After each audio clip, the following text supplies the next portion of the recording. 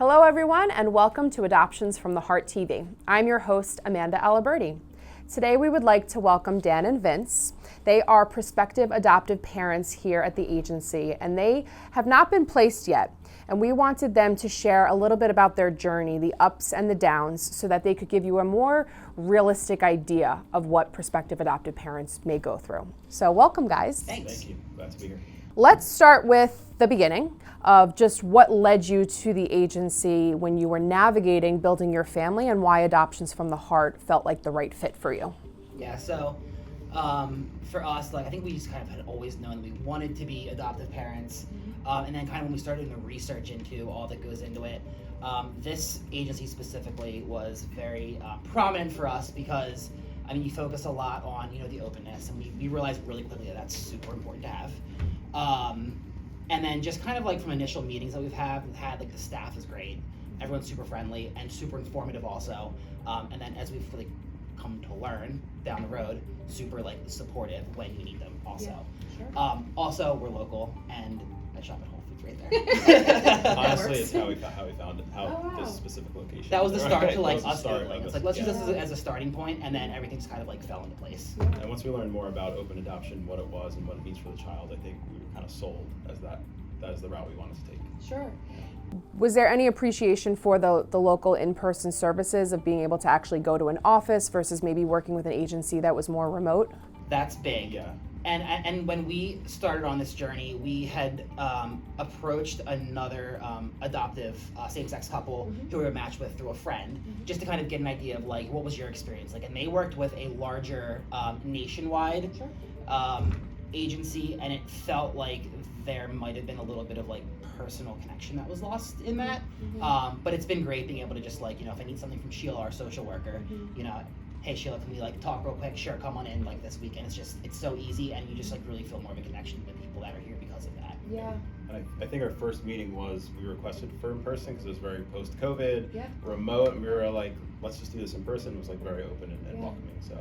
Yeah, I really appreciate you saying that because I don't think folks really think about that necessarily when they're figuring out what space to be in building their family.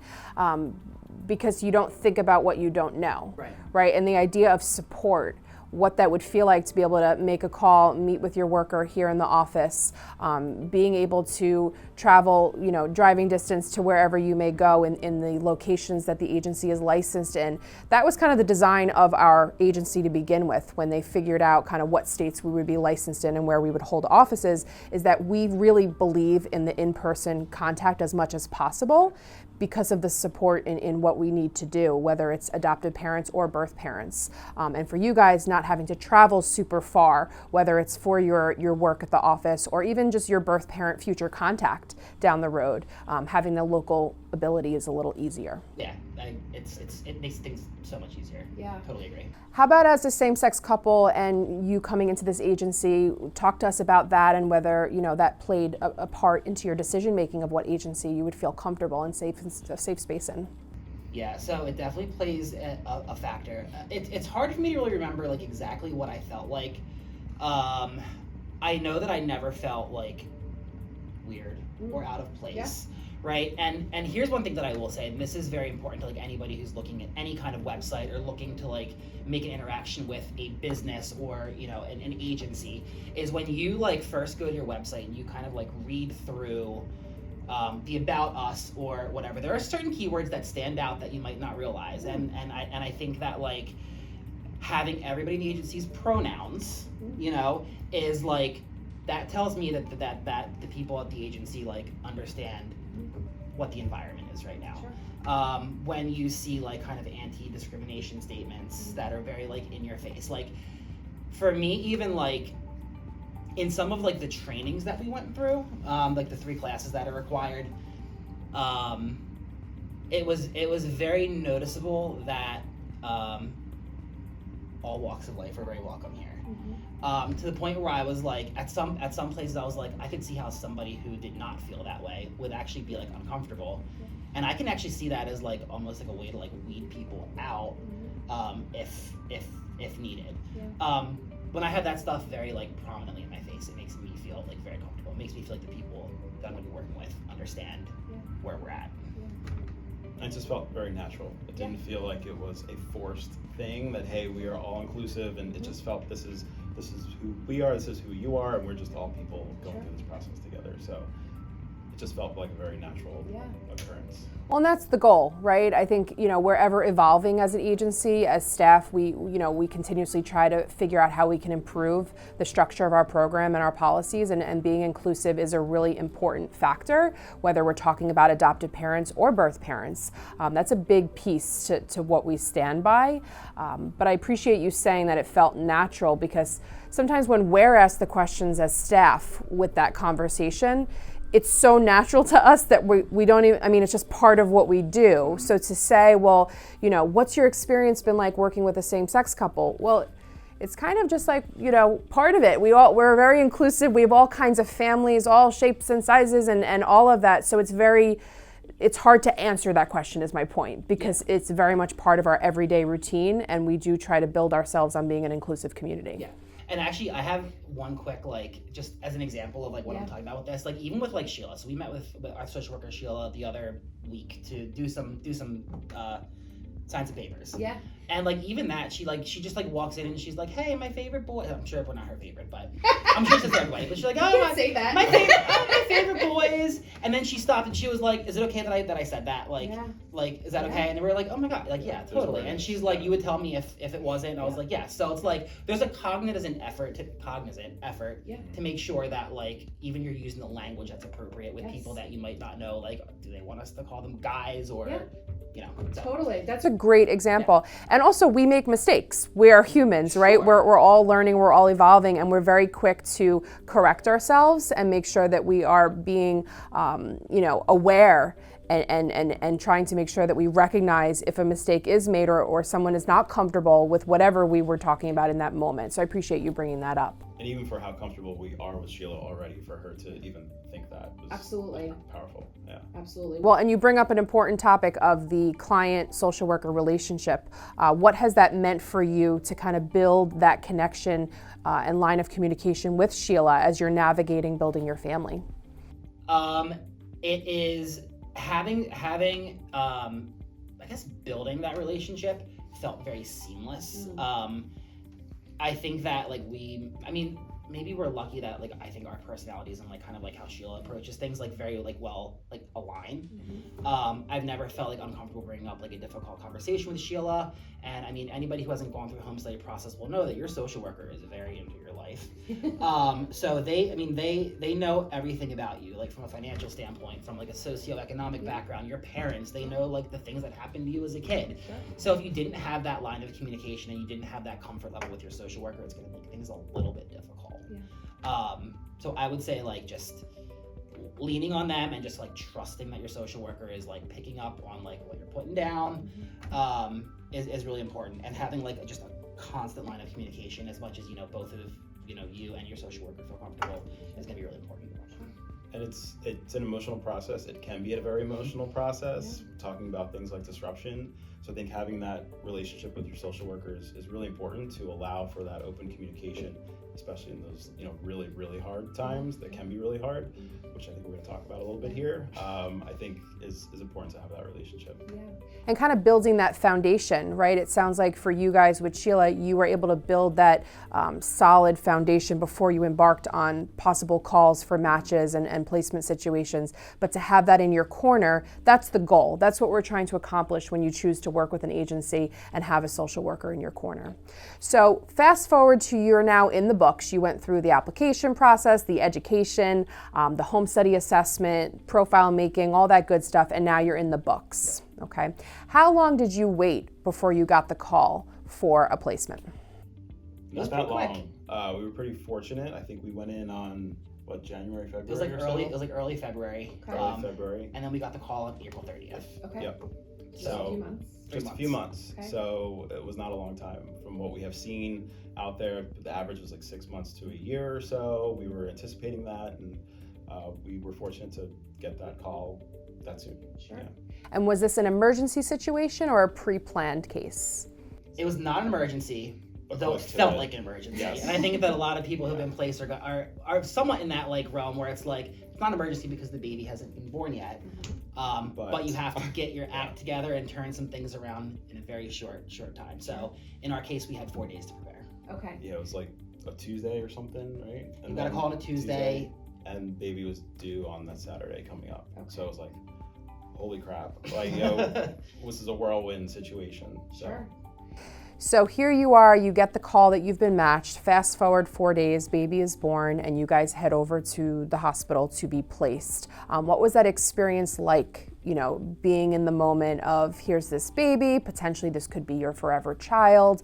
Talk us through the emotions at placement for that situation. Pretty surreal. I think looking back on it, because it was such a whirlwind situation, you get the call a couple of days later, you're going to the hospital, didn't get much sleep leading up to that because didn't know what to expect. Luckily, we were in state on that one, so we knew we didn't have to deal with the interstate compact. It was pretty local to us, so we were not going far. Sure. It was a bit of a whirlwind getting all the last minute supplies and things that we needed, Amazon overnighting things to the house. But I'd say it was a pretty surreal, exciting, scary.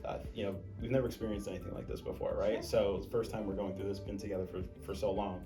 We're going through this new situation together. So it was exciting, scary. Can we do this? Are we able to do this? We know that we are, but now we're faced with the actual reality of it. Mm-hmm. So we were excited, nervous, scared, all of the above. Yeah. Pretty common. Yeah.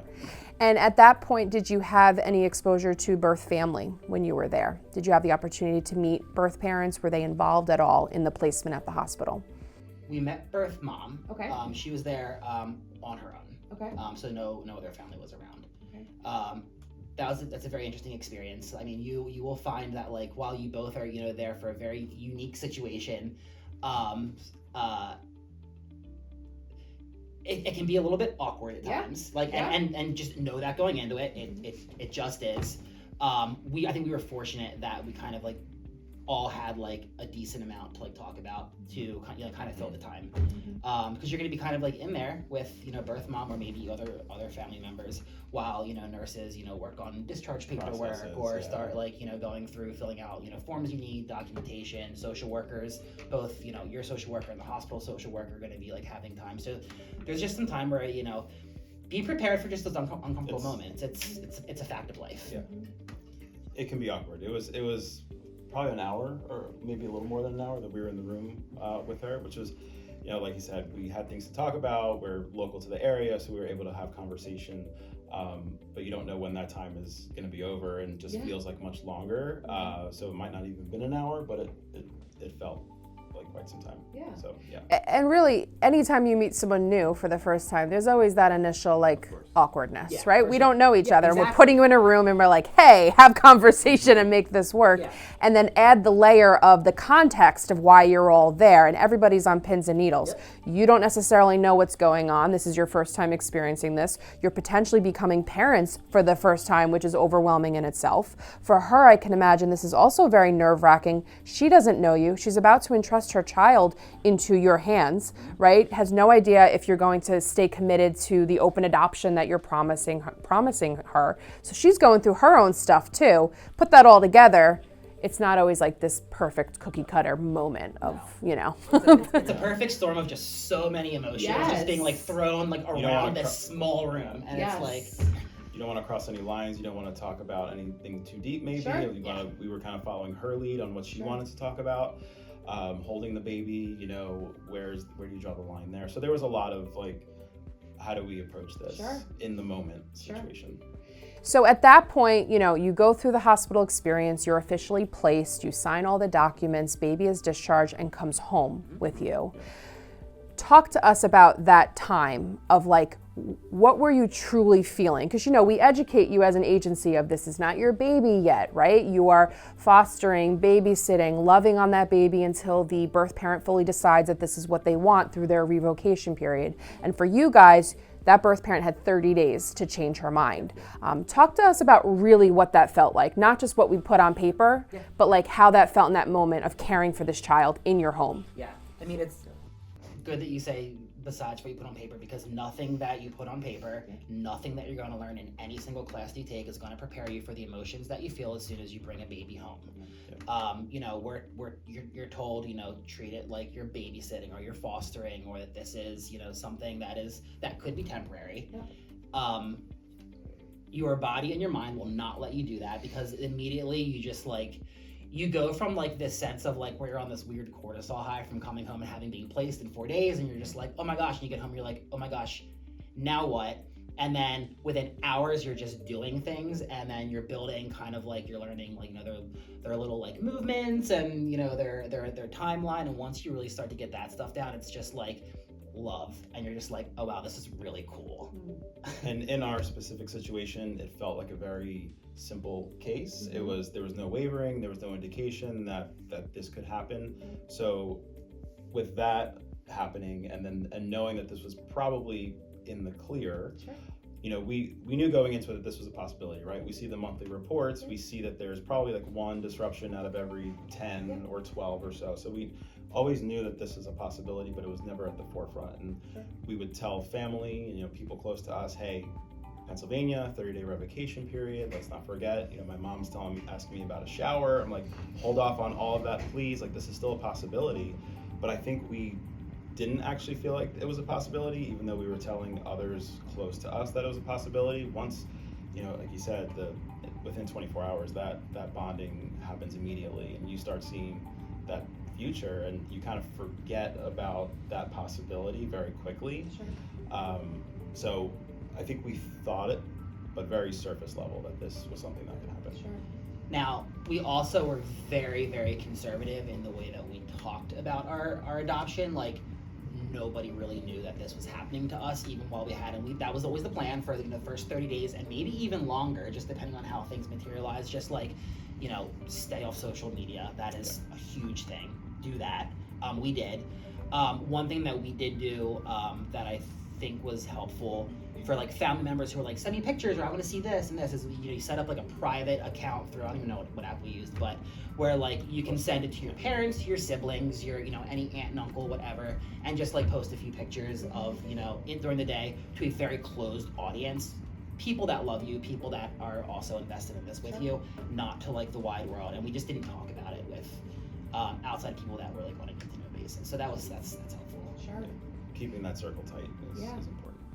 Well, and you mentioned that from your standpoint, the birth parent was not wavering, right? And I will share with our audience that as social workers, if we do notice any sort of red flags, whether it's at the hospital or signing paperwork, or 10 days later, if, you know, he or she is calling in and really struggling with their decision, we try our best to communicate that to this prospective adoptive family, because we feel like you have the right to know that. It sounds like in your situation that was not happening, in terms of she was not making it clear that she was wavering, which in the spectrum, in my opinion, of disruptions, that makes it that much harder for you. Not that anybody did anything wrong, but like when I'm looking at what leads up to a disruption, it almost sounds like you guys did everything right. You're crossing all the right boxes of like what to say, what not to say with your family. You know realistically what the options are of what could happen. Your birth parent is not wavering. You feel like you're kind of in the clear, and then you get that call. Talk to us about really the traumatic moment of getting that call from your caseworker, and how far into it you